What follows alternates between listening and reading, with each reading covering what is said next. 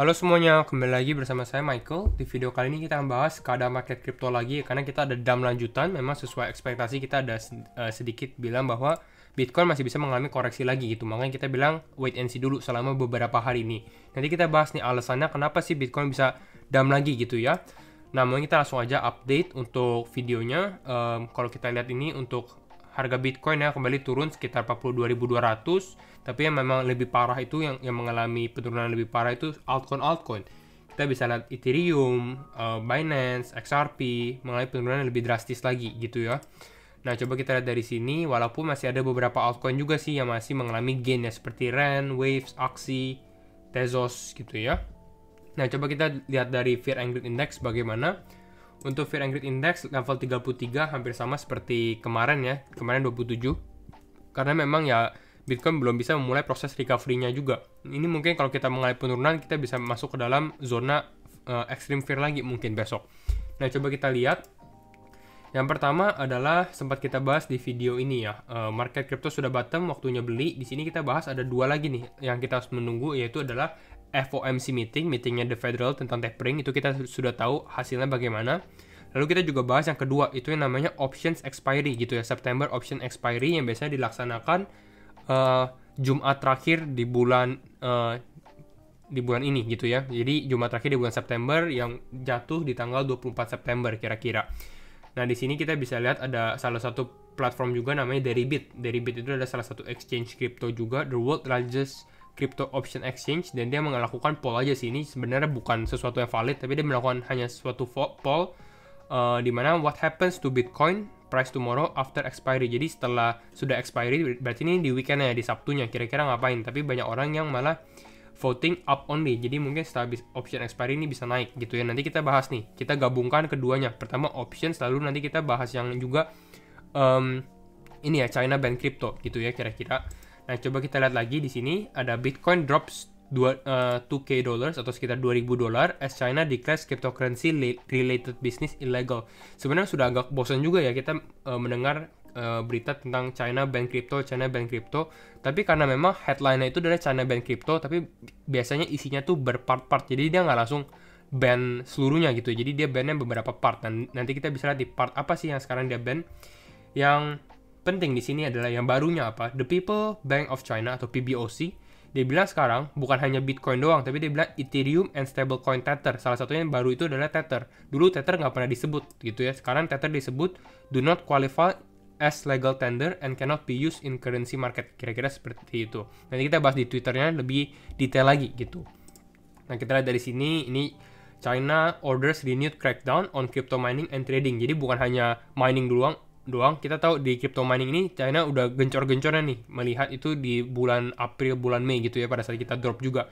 Nah, sekarang lebih ke arah crypto trading gitu. Di sini padahal sudah dibilang ini isinya sih sebenarnya kita bisa baca in 2017 China ban trading only between fiat and crypto, tapi sekarang dia ada ban. Nanti kita bahasnya di Twitter aja nih.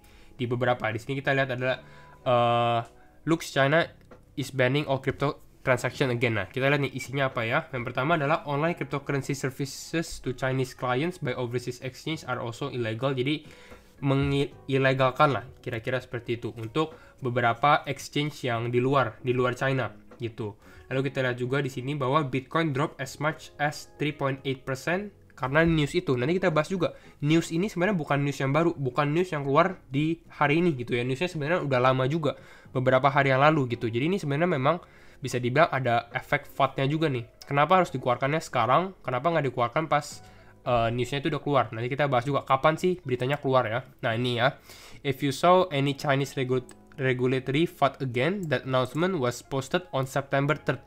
Jadi di 3 September sebenarnya udah ada beberapa announcement tentang cryptocurrency FUD gitu. Kita lihat dari sini, ini bahasa Chinese semua ya, jadi kita kurang tahu. Tapi di sini kita bisa lihat tanggalnya 2021 bulan 9 day 3, berarti 3 September gitu. Lalu kita lihat lagi di sini, PBOC announcement about ban crypto got widespread today was announced on September 15. Jadi sebenarnya ini udah lama dari 15 September awalnya, bahwa yang news yang kita sekarang terima nih, bahwa PBOC ban crypto.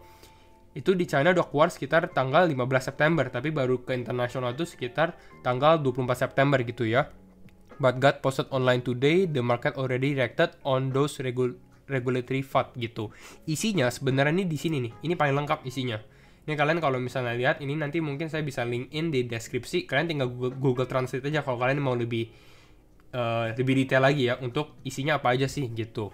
Lalu sebenarnya nggak cuma berita negatif, kita bisa lihat sisi positifnya juga. Tapi yang saya bikin penasaran adalah kenapa market itu, karena mungkin market crypto sekarang belum stabil gitu ya. Jadi kalau ada berita negatif satu aja, itu bergeraknya lebih kencang gitu ya, langsung dump, istilahnya seperti itu. Tapi kalau misalnya kita bandingkan dengan berita positif ya, sebenarnya itu juga cukup lumayan positif. Yang pertama, kita bisa lihat di sini, ini 17 jam yang lalu, berarti kemarin malam ya, Bitcoin bulls a run on $55,000, jadi 55.000. Kenapa? Karena Twitter debut crypto tipping. Kita tahu sendiri bahwa Twitter ini sekarang sudah, kalian bisa tip orang di Twitter. Jadi di Twitter ini kita bisa tip orang menggunakan Bitcoin gitu. Jadi ini salah satu fitur yang menarik lah.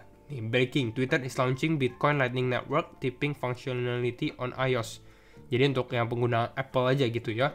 Tapi ini cukup menarik karena kita bisa tipping. Dan ini harusnya good news gitu. Dan good newsnya ini hanya bisa membawa Bitcoin ke level 45.000 gitu. Nah, kita lihat juga yang satu lagi, ini baru, yaitu adalah Ukraine joins the community of crypto-friendly nations with new regulation. Nah, kita bandingkan nih. Ini salah satu negara namanya Ukraine di Eropa gitu ya. Dan dia sekarang sudah join buat crypto-friendly nation. Kita ada dua nih. Yang pertama kayak orang yang negara-negara yang menentang kripto seperti China gitu ya, yang nge-ban juga.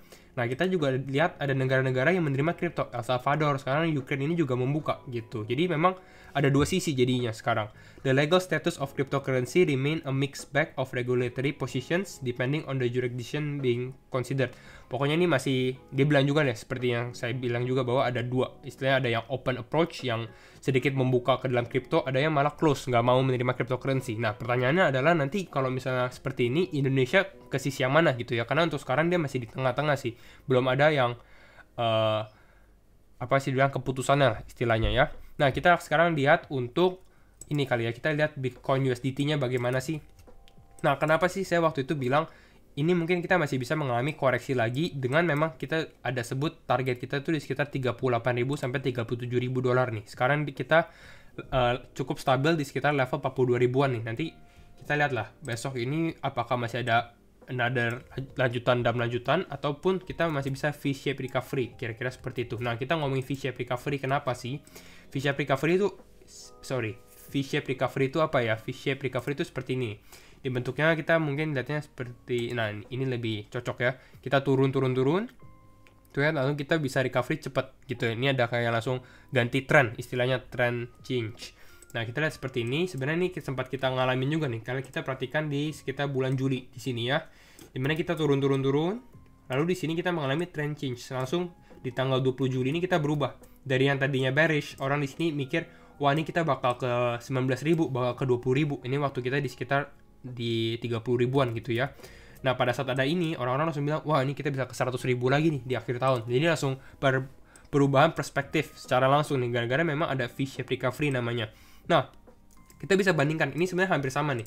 V-shape yang ini, ya, yang tanggal 20 Juli, dengan V-shape yang di bulan 22 September, gitu. Tapi kenapa saya bilang bahwa yang di waktu kita mau recovery di sini, masih ada potensi kita mengalami koreksi, gitu ya.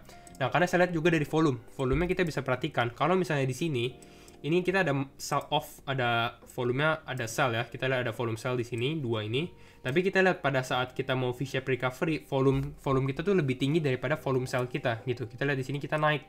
Volume sell-nya lebih tinggi daripada sell, volume buy-nya lebih tinggi daripada volume sell. Kira-kira seperti itu ya. Makanya kita bisa naik, lalu kita melanjutkan kenaikan terus nih. Memang langsung ada berita-berita positif berkelanjutan gitu ya. Nah, kita bandingkan dengan yang sekarang.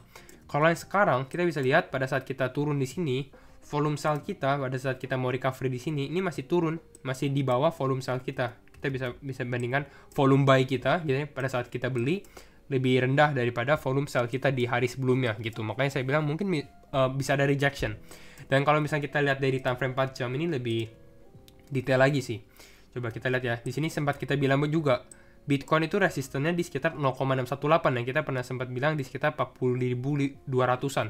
Dan di sini kita bisa perhatikan Bitcoin turun sedikit, mungkin bisa dibilang konsolidasi di sini di level 0,5 karena di sini juga rejection ya. Bisa dibilang ada level resistance dan support yang kuat juga di sini. Nah, pada saat dia bisa break, oke, ini breaknya nih pada saat, kalau tidak salah, pada saat ada news Twitter gitu. News Twitter datang, orang-orang langsung cepet bullish, tapi naiknya tuh nggak seberapa gitu. Harusnya kalau misalnya ini cukup beritanya, sentimennya kan cukup positif ya, harusnya ini bisa break trendline yang kita bilang ini. Yang pertama adalah neckline untuk head and shoulder yang sempat kita bilang, karena di sini kalau menurut saya masih bisa potensi nih kita pembuatan head and shoulder. Lalu yang kedua adalah ya ini level Fibonacci golden ratio 0,618 yang kita lihat dari sekarang di sekitar level 45.200, dan ternyata dia nggak kuat, dia malah turun berkelanjutan dengan event yang sekarang gitu ya, event China nge-ban crypto. Nah, kita sekarang perhatikan satu tanda yang benar-benar cukup bikin panik juga sih, cukup bearish lah istilahnya. Tanda apa sih? Nah, ini kita jadi biar transparan aja, jadi bukan cuma menjual mimpi bakal naik, tapi kita lihat juga nih ekspektasinya realita gimana. Oh ya, kembali lagi ya, ini disclaimer on, kalian harus do your own research juga, ini hanyalah analisa pribadi saya gitu ya. Nah, coba kita lihat dulu, kita mungkin close volume-nya, lalu kita lihat dari sini. Nah kita hilangin, dan kita bisa lihat nih apa sih tandanya itu sebenarnya ini. Kita mau mengalami bearish cross. Awalnya ini kita sempat mengalami bullish cross ya, dimana kita crossingnya mana sih? Crossing exponential moving average 20 crossing dengan exponential moving average 50 gitu. Jadi ini pada saat kita crossing ya. Jadi pada saat kita crossing di sini, ini tanda-tandanya sebenarnya bullish. Dan biasanya kalau kita mengalami crossing kita turun seperti ini, kalau misalnya MA20 nya di bawah MA50, tandanya sebenarnya bisa kita mengalami bearish lagi gitu. Seperti yang sebelumnya kita terjadi nih. Ada mengalami bearish cross, kita langsung mengalami periode akumulasi gitu. Makanya di sini ya cukup bearish. Tapi nggak usah terlalu panik juga. Kenapa? Karena kita perhatikan dari beberapa case sebelumnya ya. Bukan berarti ini harus terjadi ya. Karena kita perhatikan di, mungkin kita tunggu ya, di Oktober 2020. Nah, di sini. Ini juga salah satu case lagi nih. Memang bulan September itu bukan bulan yang terkenal bahwa Bitcoin bakal rally kencang ya, gitu ya. Kita lihat alami juga nih di bulan September 2020 kita juga mengalami dump yang cukup luar biasa. Dan di sini kita bisa perhatikan juga bahwa MA20 dan MA50-nya crossing di sini. Jadi ini tanda-tanda bearish yang kita mau alami sekarang nih. Tapi ini hanya berlangsung hanya berlangsung sekitar 1 bulan lagi, dia langsung bisa naik lagi, kembali lagi di sini langsung membuat bullish cross. Dan setelah bullish cross ini terjadi, kita bisa perhatikan kita bakal mengalami apa nih.